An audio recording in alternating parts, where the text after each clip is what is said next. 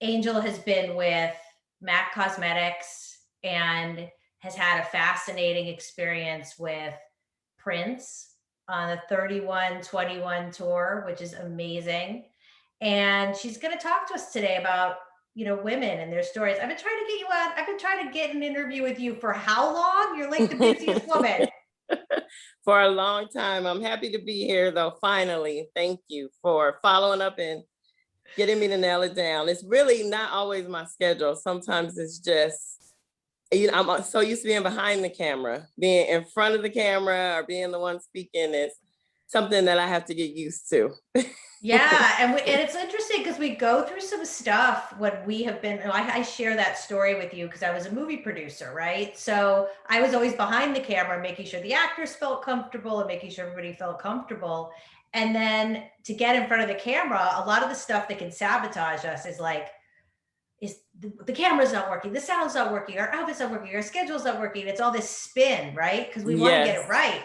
The truth is we just gotta show up and just be like, boom, and tell our story, right? Because there's people that are listening that need to hear it. So let's talk about women in beauty. Now, what are some of the statements you've heard women say about themselves that you're like, girl, stop, when they're getting their makeup done?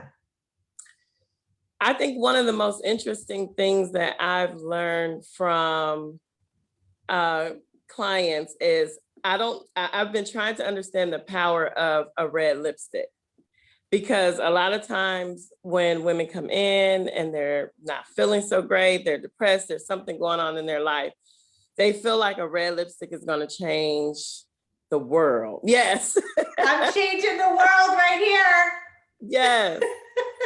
So I have always, that is probably one of the most fascinating things that I have noticed. And it's across the board, different complexions, different ethnicities. I always hear women when they want to feel a certain way, whether it's sexy, powerful, they're coming out, they want some change. It's always trying to connect with a red lipstick. And I know, from some generations, red lipsticks meant that you're a whore. So it's kind of interesting that I don't know where, I was going to say walk of shame. It's like a power move now. So I always find that really interesting, the power of a red lipstick. I love that. So they're wanting to feel better, right? And so they come over, they come up to the counter, they say, I'm really looking for a red lipstick today. And then they maybe start to tell you some things. Yes. Can you share maybe one of the stories that you've heard that have really touched you the most? Oh, there's so many. I would say one that stood out, and this one wasn't necessarily connected to a red lipstick, but a woman who was looking for a lipstick. And she was really frustrated. I didn't really feel like we were connecting. I wasn't sure how I could help her. And by the end of our conversation, I found out she was looking for a lipstick to wear to her mother's funeral. And so of course, I've lost my mom, so I know you're in a fog. So nothing that I showed her would make her happy or satisfy her. She wants her mom back. You can't give her mom back in lipstick. Yes. So I've had many moments where maybe like a conversation that I felt like was a little bit of conflict there, I ended up rubbing a back or hugging or holding a hand, because it was so much more than just why they came, looking for the lip. It actually had nothing to do with lipstick. And I know one of my, when I started early in my career, one of my makeup mentors always said, really the products, the experience, the makeup application, whatever it is that a person leaves with is only the souvenir. The experience is really what they come for, what they get. Most people, it's very seldom that somebody strictly is coming just to get their makeup done. It's always something more that they're looking for. And I've taken that on kind of as my claim over my name. Yes, I feel like I'm a great makeup artist, but I really feel like my returning clients, really, it's the experience. Because you can go get your makeup done anywhere. You can find somebody on every street corner now on social media that does makeup. But if you want to continue to come with me, I feel like it's not only my skill level, it's also the experience. Oh, that's amazing. And I have met book clients through you that have come and said to you, hey, I think I want to write a book. And you're like, I actually know someone. So I was like, oh, it makes sense. They've got like something they want to say and stories they want to tell and makeup and books. You know what I mean? They really, it's an Yes. interesting. And so you were a teen mom, Yes. and how did that look in your community when you were a teenager? What was that like for you? I would say it was hard. I was born to very mature parents. My parents were in their 40s when they had me. So to have a baby so young, and you know, their whole circle, everyone was mature. So it definitely was a shock, number one. I don't think I have the typical teen mom story because it was just none other than my parents working a little too hard and giving me too much time on my hands. And I ended up, you know, getting pregnant. And to this day, I always tease my friends because I was the only one to have a baby so young. So I tell my girls now, don't listen to that peer pressure because you'll end up being the only one. But I had tons of support. So I'm so grateful for that. And I am grateful that I didn't have the typical teen mom story. You know, I was able to finish high school. Literally, I had my daughter in the summer, so I missed 2 weeks of school and was right back in. Because of the support system, I was able to have somewhat of a normal teenage life. But I mean, that also pushed me to go a little further because I started working really early. I went to college because I had a daughter. I was given tons of scholarship opportunities because I was a teen mom. So it was a blessing, you know, in the end, but it wasn't an easy journey, but I'm grateful that I had the support needed to make it through and, you know, for it to be a positive outcome, because thank God my daughters didn't repeat the same cycle. And they also are doing very well. So it was a That's blessing in amazing. disguise. Well, I would love anybody that's listening to this live, either live or later, sort of post here in the social and just kind of put down if you know or you have any experience as a teen mom, if you were a Yes. teen mom, or and how you were supported and how you got through and sort of where you're at now with that journey, because you know we like to bring out, you know, some kind of deeper conversations in the interviews that I do, and I like the community to get involved. So how did you get to the success that you found with celebrities like Prince? How did you get there? I had a really good friend who was Prince's hairstylist who spoke on my behalf. And it allowed me to experience one of the greatest times of my life. I learned so much during that experience, and just a lot about work ethic and creativity and how it's born. Because he is not like, we go on at 5 o'clock and then this is what it's going to be. No, it's, you knew you were there for the day and probably the night into the morning. And the show may not begin until midnight, 1 a.m. They may not start recording till 1 a.m. I was actually pregnant with my youngest daughter during that time. So I had to prepare myself for some long nights. But again, I had the opportunity to see other celebrities and just experience things that I would never have been able to do any other time. He had during the time of the 3121, he did a concert when LA Live kind of first opened and was getting popular at every venue in LA Live. So he did like a small one at the Conga Room. Then he did like the big concert in the Staples Center. Then it was just, so we were just jumping from venue to venue. So, and he sang something different. It was a different vibe at each concert. So it was just amazing to have that experience, to be backstage. And again, to just feed your creativity by seeing someone who's a genius and how, you know, they think and how things come to life. I did a photo shoot for an artist that he had, and the photographer was not capturing the vision. So he took the camera from the photographer, gave me specific instructions on what he wanted me to kind of like change and finish up on the artist. And he shot her album cover himself.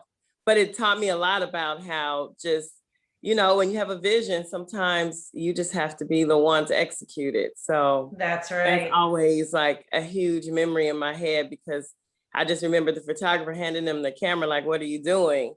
And what he got was exactly what he wanted in his head. So. Wow, that's amazing. Yeah, you got to get out of the facts and just got to stay in the faith of your purpose. Yes. You know, because everyone around us is always trying to tell us how it should be, like how it's going to be. Like if it doesn't go this way, then forget it, right?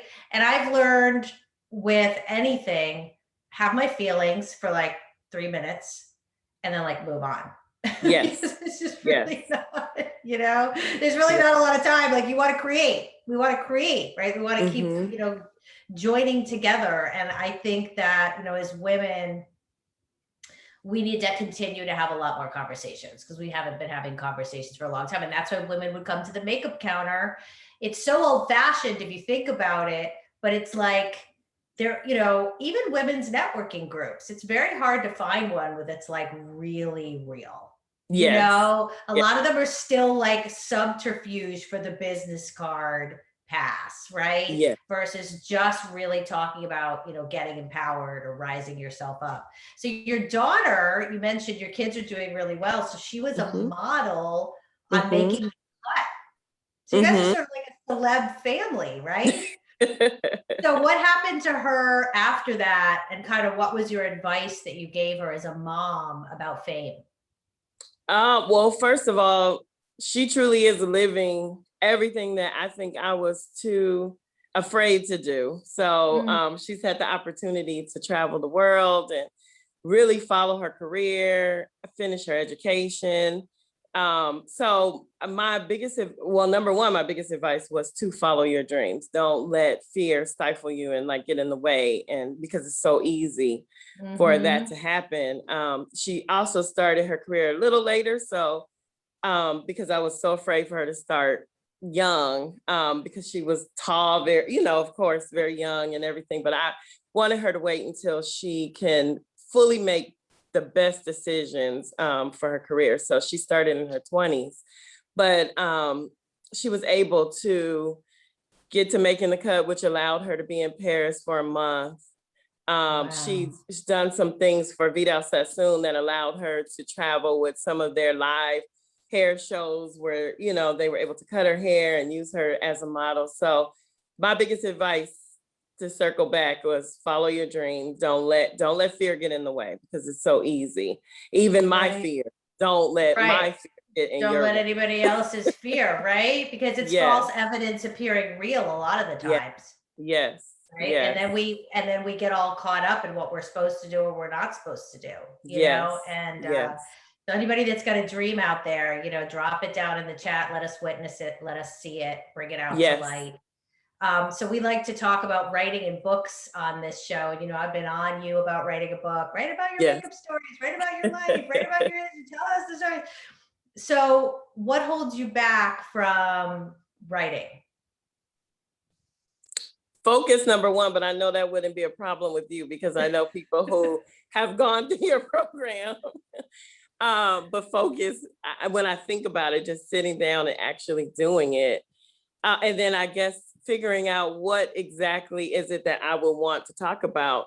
Now I feel like what is exciting to me, and I'm living in this moment now, is walking away from a career after 20 years and moving into something different. Out of everything I've been through in life and every story I've ever had, that's monumental to me, I guess, because I am a person that likes security and I like my life being comfortable in a certain way, but to step out on faith and just kind of see what happens has definitely taught me a lot about myself and a lot about, you know, making things happen. So now I feel like I would be ready in this moment to talk about what it was like to just make a decision that, you know, 20 years of security to, you know, Mhm. I'm capable of being an entrepreneur. I already know I have everything that I need. And not only that, because the makeup is always there. So my business surrounds the makeup and healing, but also to try a new career, to go into becoming a doula and helping moms with births. If people who know me know that I love childbirth. I've had been blessed enough before even thinking of becoming a doula to witness lots Mm. of childbirth. And it's just something so magical in pregnancy and childbirth and newborns. And for me to be able to share that experience now with other women, I'm so excited about. You know, in the past, these were Wow. friends and family members, but now to really utilize my expertise, because even with some of my friends, like when they first have a baby, I would come over and like help them set up the nursery and, you know, try to help them work through some of the kinks. So I'm still learning too, as a doula, how to do that professionally and just not as that kind of just support person.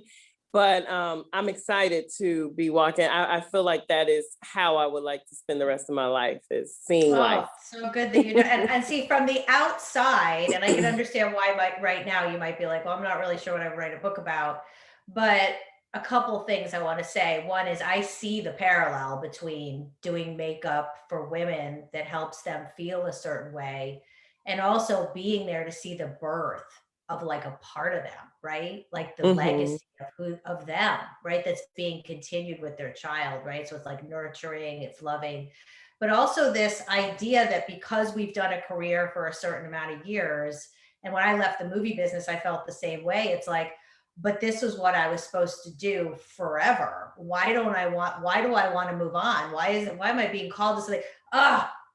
Such a pain. Now I have to Hmm. go be an entrepreneur and I have to learn all this stuff. And then get in that and be like, oh, why was I even thinking I wouldn't leave? Like I wasn't, you know, so I applaud you for making that change. And I've never seen a baby born.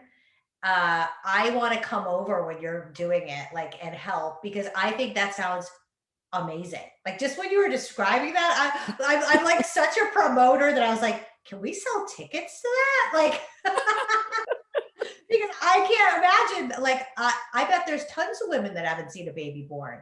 Yes. They would love And to a participate. doula, you know, a doula is a little different from a midwife, because doula is strictly support for the mom and partner. Yes, once the baby's born, it's again supporting the mom through the baby care. A midwife is like the MD that actually comes in and that's there delivering the baby. I don't know, maybe in a few years I might decide to become a midwife, but right now But you're I'm there, more of the right? Like you're support. there with the Yes, midwife and you'd be yes. there at the hospital. Yes, yes, yes, yes, I yes. love that. I applaud all the women that believe they deserve a doula.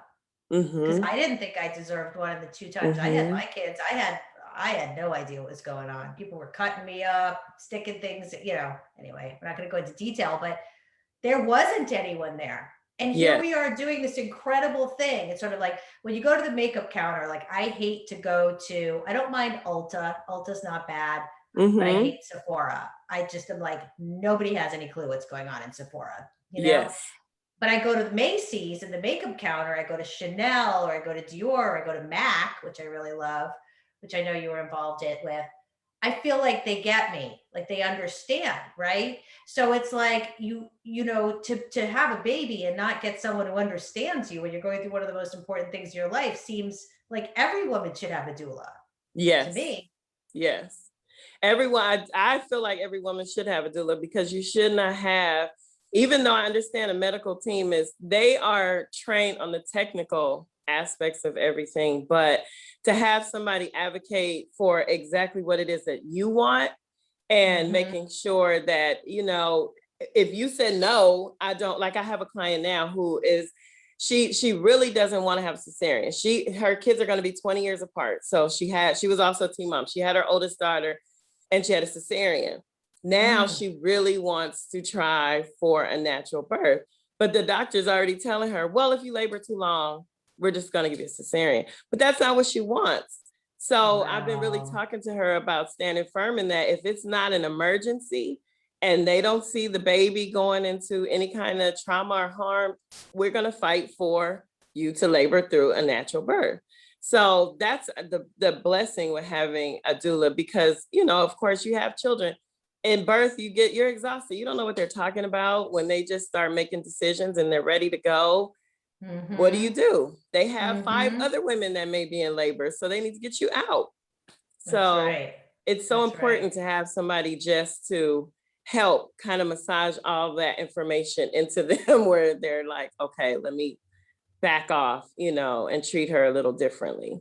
And also, and in Los Angeles in 2000, what are we in, 21, I can't believe that there's so many deaths during childbirth, especially in the African Really? American community. Oh So yeah, I know. I've heard that the mortality rate for African it's like American, terrible. like, I'm yeah, like, at Black this women. day and age, that should be a no-go. So that's the other reason why So it's maybe so that's important. maybe that's maybe that's an area that you'll end up. I can see a book and I can see you writing about women realizing they deserve better care in childbirth and how to set themselves up better for childbirth and how to avoid some of these pitfalls, you Yes. know, Yeah. and these trauma stories, because we carry PTSD a long time Yes. in something that goes down in 17 hours. Because I know I've been through it, even just in the last couple of years. I have these moments where I'm like, oh, that was awful. Like, why Yeah. did I let that happen? Right. Because as we get more in ourselves and we stand up for ourselves as women and we grow, we realize even 10, my first daughter was born 15 years ago. I'm like, I wasn't running that show at all. And it was Yes. my body. Yes. So I So really appreciate that. I really appreciate that. Anybody that's listening that wants to throw a comment down in social about your birthing experiences and what you think about that. But I do think that you're on the cutting edge of change, especially for Black women. If we can help in that area, that would be amazing. And I'm going to stay on you just till we figure out what we're going to do a book at some point, yes. something. Yes. Yes. And Yes. I'm just going to stay in your light. That's all. I Until we agree. do I it. appreciate it. Thank you.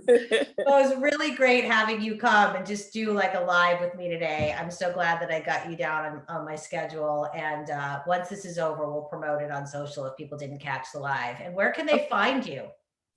um, I am on Facebook.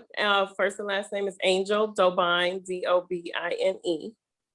I am also on Instagram as well, Cheekbones and Tattoos.